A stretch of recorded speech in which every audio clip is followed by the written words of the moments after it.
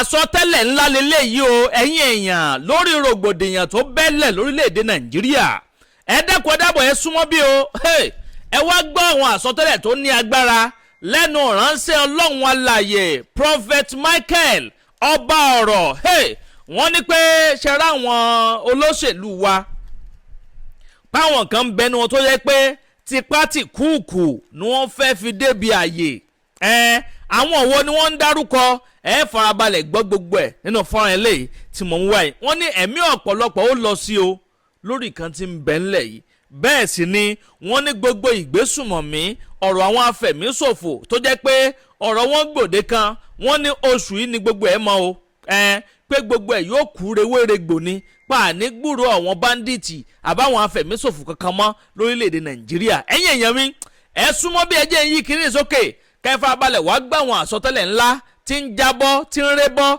lẹ́nu prophet michael ọba ọ̀rọ̀ ẹjẹ́ yìí kiri sókè mi ò fẹ́ gbà yín láàkó àárá àdàbà tẹlifíṣàn náà lẹ́wà ó yá ẹ̀ ń sọ níbẹ̀.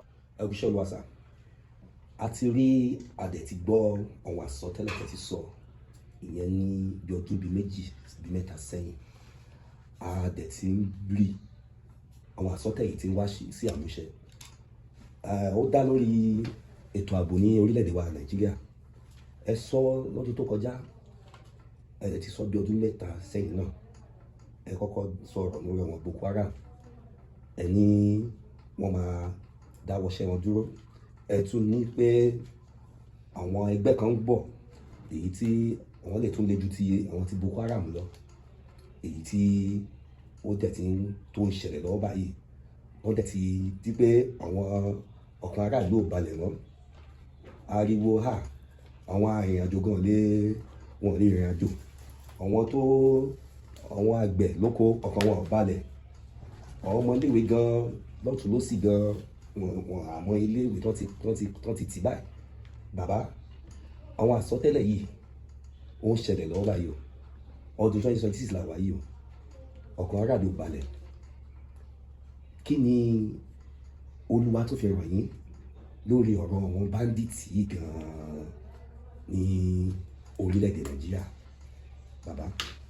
mo gbàdúrà fún wa lórúkọ olúwa. I pray for us in the name of the Lord we shall see the favour of God. a ó rí ìyọ́nú ọlọ́run. We shall see the company of God. a ó rí ọwọ́ ọlọ́run. We shall see the hands of God. orílẹ̀-èdè yóò rí ọwọ́ ọlọ́run. This nation shall see the hands of God. yóò rí ìyọ́nú ọlọ́run. They shall see the favour of mo God. ti release àwọn prophecies The tẹ́lẹ̀ prophecies have been released before láti àwọn ọdún bíi mélòó kan for sẹ́yìn. some years back. àwọn gbogbo ìran mo ti deliver message kan ní alẹ́ àná. I delivered one message at night.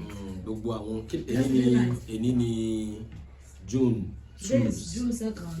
èní ní June 2 2026. That's 2026. yóò dára fún wa. Shall be with ẹ jẹ́ us. ká note ohun olúwa Let's note this voice bí down. olúwa ṣe ń bá mi sọ. As God is speaking to mo dẹ̀ me. dúpẹ́ lọ́wọ́ gbogbo àwọn And I appreciate tí ọlọ́run ní kó ní àǹfààní those that God give the privilege àti wá interview wa to interview us fún ohun tí olúwa tún fẹ́. for what God wants again. àwọn tó bá ní àǹfààní tó ti For mú those that have prophecies the wá privilege sílẹ̀ that have watched ti the sọ nígbà tí bàbá former president tí prophecies. ọlọ́run lò lọ́wọ́ báyìí This president that God is using right now, mo ti sọ bí wọ́n ṣe ń bọ̀. I've prophesied when mo coming. ti sọ fún wa iye ọdún tó máa lò. I've told us the year that it was gbogbo ẹ̀ ló wà lórí social and media. all are on social media. àwọn gómìnà mo ti sọ àsọtẹ́lẹ̀ lórí Ọ̀yọ́ state. On Oyo mo state. dẹ̀ sọ ìgbésẹ̀ tí olúwa ní kí ìránṣẹ́ yẹn gbé. And I told them the step tí that he ìránṣẹ́ yẹn ò bá needs to gbé take. If he doesn't ó máa take the dàbí step, èèyàn tó kàn wọ wájú it will look as if he just tí ò ní looking at the àǹfààní àti déwájú front, yẹn. official without being able àwọn to òótọ́rọ̀ reach tí them. àwọn ọmọ ọlọ́run fẹ́ gbọ́ But the nìyẹn. truth was that the brother doesn't mo dẹ̀ want sọ to fún wa listen ní to. àwọn ọdún mélòó kan And I sẹ́yìn told us some years back pé Boko Haram máa wá sílẹ̀ that Boko Haram will die pé down. àwọn ẹgbẹ́ mi máa tún dìde Some group will rise ó dẹ̀ again. máa ní agbára And it will be mo dẹ̀ sọ fún powerful wa and pé multiple. orílẹ̀-èdè ibi tí wọ́n And fẹ́ I iṣẹ́ said,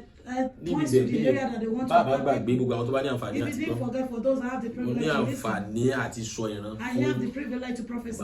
àti àwọn advice tí mo fún And orílẹ̀-èdè the advice that I give to pàápàá the jùlọ àwọn nation, Christian Association most especially the mo sọ fún wa nígbà yẹn mo ní kàn fúnra o that mo ní they kàn should be careful, mo ní kàn not be fúnra suspicious. wípé kì í ṣe àkókò àti máa pe owó That this lélẹ̀ is not the time for them to gather money. àkókò ìsọjí lélẹ̀ That is the time for revival. tí a gbọ́dọ̀ gbàdúrà That we must mo pray. rí pé wọ́n fẹ́ silent àwọn I can see that Christian they want to mo dẹ̀ silence sọ mo Christians. sọ àwọn òfin kankan tí And ìjọba I fẹ́ give filẹ̀ them the rules that, and I told them the rules tí and àwọn regulations kankan ò that tí the bẹ̀ sí government want to tí bring àwọn kankan ò out. dẹ̀ tí ì fúnra lórí ẹ̀ And some doesn't suspect tí me. gbogbo ẹ̀ dẹ̀ sì máa wá sí And ìmúṣẹ all are still coming to pass. àdúrà nìkan la nílò It is only prayer that we mo need. gbàdúrà fún àwọn gbàdúrà fún àwọn fún orílẹ̀-èdè ní ọjọ́ Sunday gbàdúrà fún àwọn ìwé àwọn tó ń kó lọ tí Olúwa dẹ̀ sọ fún mi wípé òun máa fi àánú la orílẹ̀-èdè kọjá àná tí mò ń gbàdúrà Olúwa sọ fún mi wípé àkókò yìí máa eré kọjá. That this time will pass by. Mo rí pé àkókò yìí máa eré kọjá. I see that this time will pass by. Peace yẹn máa dé padà. That peace will come back. Wọ́n bẹ̀rẹ̀ ìrànwọ́ Olúwa pé ní ìgbà wo. That peace will reign again and I ask God when. And God says starting from this month. Láti oṣù yìí. Starting from this month. Tí ẹ rí pé kò pẹ́ mọ́ rárá. And I see that it's not long anymore. Bí mo ṣe ń gbàdúrà. As I was praying. Mo rí àwọn ìlú kan tán sá. I'm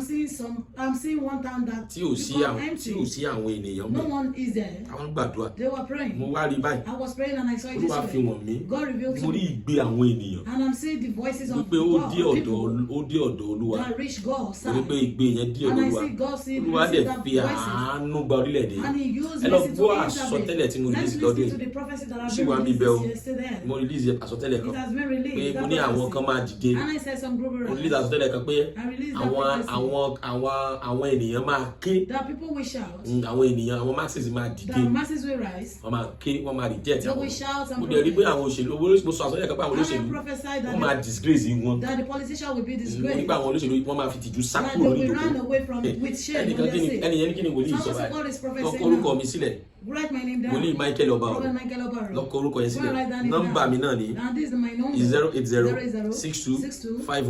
08062513054. Torí nígbà tí àwọn ìran yẹn bá ń ṣe, mo rí pé àwọn olóṣèlú yẹn wọ́n ń pín owó, wọ́n ń pín oúnjẹ, ṣùgbọ́n àwọn ènìyàn dẹ̀ ń reject yẹn. Ilé ohun tó lúwa fún mi ni mo wá rí pé wọ́n bẹ̀rẹ̀ sí ń ju òkúta ju àwọn nǹkan lù wọ́n. Mo rí pé àkókò tí mo wá rí nìkan tó dìde láti jà fún orílẹ̀, láti jà fún àwọn mẹ̀kúnnù. For the people. Mo rí pé jà fún àwọn maxis yẹn. And I see that he fought for the masses. Tí a gbọ́dọ̀ fi gbàdúrà nìyẹn. This is why we mo rí pé igbe yẹn dé ọ̀dọ̀ Ọlọ́run. And I see that. Mo rí àwọn tó ń jẹyà tí wọ́n ń ta ẹ̀jẹ̀ wọn sílẹ̀. And I see those that they are shedding their tears. Mo rí ẹ̀jẹ̀ wọn bẹ̀rẹ̀ sí ní ké. Mo wá rí òjò kan tó rọ̀, ó dẹ̀ fọ gbogbo àwọn ẹ̀ṣẹ̀. Olúwa wá sọ fún mi wípé peace ń bọ̀ lórílẹ̀-èdè yìí. Ẹnìkan ní kí ni wòlíì sọ? Ohun tó Olúwa sọ fún mi nìyẹn. Mo rí pé ìgbé ariwo àwọn bandits yẹn máa wálẹ̀. Ìlú wọn tó ń dùn yẹn, Olúwa sọ pé mo rí pé ìlú yẹn máa ya. Ó dẹ̀ máa dáwọ́ dúró. Ẹnìkan ní kí ni wòlíì yẹn sọ? Ẹnìkan ní kí ni wòlíì yẹn sọ? Lẹ́yìn mo wá rí pé àwọn ẹgbẹ́ mi máa fẹ́ dìde. Ṣùgbọ́n mo rí pé kí wọ́n tó di Olúwa silent wọn. Mo rí pé ẹ̀mí Ọlọ́run ò jẹ́ padà àwọn yẹn dìde. Mo rí pé ó silent. Mo rí ìgbé àwọn ìránṣẹ́ Ọlọ́run òtítọ́.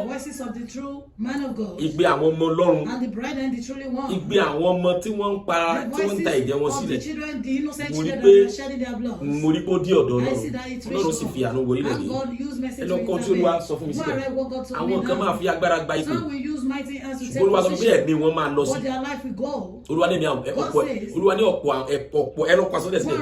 Ẹ̀mí ọ̀pọ̀lọpọ̀ àwọn tó ní orúkọ tó wà lókè tó jẹ́ mi ní dárúkọ ipò tí wọ́n wà. Ṣùgbọ́n ohun tí Olúwa sọ fún mi ni pé ẹ̀mí wọn máa lọ. Ẹ lọ kọ sílẹ̀, kò sí tí wọ́n lè ṣe sí. Lọ́wọ́lọ́wọ́ wọ́n tó bá lè ní àǹfààní àti gbóhùn yẹn bá ṣe é. Olúwa ní àfi tí wọ́n bá dáwọ́ owó ìka wọn dúró, wọ́n á fi agídí dé ipò, wọ́n á lo gbogbo agbára àti dé ipò. Ṣùgbọ́n Olúwa sọ pé pẹ̀lú agbára tí wọ́n bá lò ẹ̀mí wọn máa lọ sí. Wọ́n fẹ́ ṣe é kán gbé lé ọwọ́ àwọn ọmọ. Ṣùgbọ́n mo ní pé Olúwa máa fi ṣe ẹ̀sìn, wọ́n fẹ́ fi ṣe oyè ìdílé. Olúwa máa fi wọ́n ṣe ẹ̀sìn. A lè nílò àdúrà dáadáa ní orílẹ̀-èdè Èkìtì. Olúwa ní ká gbàdúrà o. Olúwa ní ká gbàdúrà. Mo rí ìjì kan tó fẹ́. Mo rí ìjì kan tó fẹ́. Mo rí ìjì kan tó fẹ́. Ṣùgbọ́n òwe ni màá ṣe pa. Tó bá tó àkókò, màá sọ ìran yẹn. Tó bá tó àkókò, màá sọ ìran yẹn. Bọ́bí ohun tí ẹ ní àǹfààní àti bèrè, òun ni mò ń sọ. Mo rí pé peace máa wá. Àwọn tó ń dè mọ́lẹ̀. Mo rí pé àtẹ̀gùn máa fẹ́. Gbogbo ẹ̀ máa wálẹ̀. Láti oṣù yìí. Láti oṣù ẹ lọ́kọ́ sílẹ̀. Ohùn Olúwa ni. Ohùn Olúwa ni. Gbogbo àwọn tí ẹ fọkàn sí, tẹ́ ẹ fọkàn sí, pé wọ́n ní ipò kọ̀ọ̀kan pé wọ́n máa dé ibibẹ̀. Àwọn ìgbésẹ̀ kan wà tí Olúwa ní kán gbé, pàápàá jùlọ ní ìlú Ọ̀yọ́. Mo ti sọ tẹ́lẹ̀, mo ti sọ nípa fún ti Dr.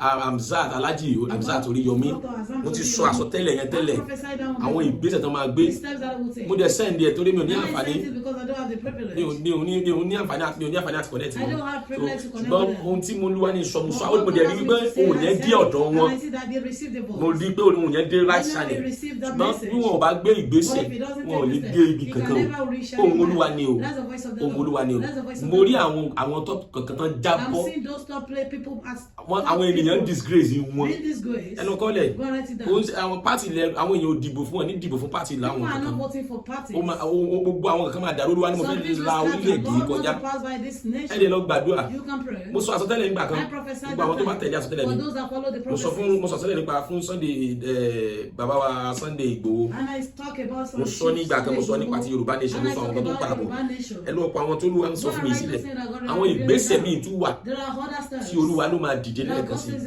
tó bá tó àkókò máa wá deliver àwọn message yóò dára fún wa orílẹ̀-èdè yìí gbọ́ ọ̀rọ̀ Olúwa ohùn Olúwa ni ojú èrò ọ̀run yóò rọ̀ sí orílẹ̀-èdè Ọlọ́run yóò la orílẹ̀-èdè kọjá gbogbo àwọn tó wà nínú ìgbèkùn Ọlọ́run yóò tú wọn sílẹ̀ gbogbo àwọn tí wọ́n wà nínú ìnira lọ́wọ́ gbogbo àwọn tí wọ́n sun ẹkún kíkò lọ́wọ́ Ọlọ́run yóò wọlé wọn yóò tù wọ́n nínú ẹnìkan gbóhùn mi èmi ò mọ tó ń retí o mo sọ bí wòlíì ohun tó ń retí yẹn òun wáyọ̀ yẹn máa tẹ̀ lọ́wọ́ ẹnìkan tiẹ̀ ń sọ ó ní sí popularity kí làwọn ìránṣẹ́ àwọn wòlíì ń wá gbogbo wòlíì kọ́ ni ebi ń pa o. Not all the prophets that ohun tí Olúwa ní ń wá sọ láti fi ọkàn àwọn ọmọ tó ń balẹ̀ òun gbọ́ ìgbé àti ẹ̀bẹ̀ wọn òun ni mo deliver sí ìta wòlíì Michael Opo lórúkọ mi nọ́mbà tó lè pèsè mi 08062513054 yóò dára fún ẹ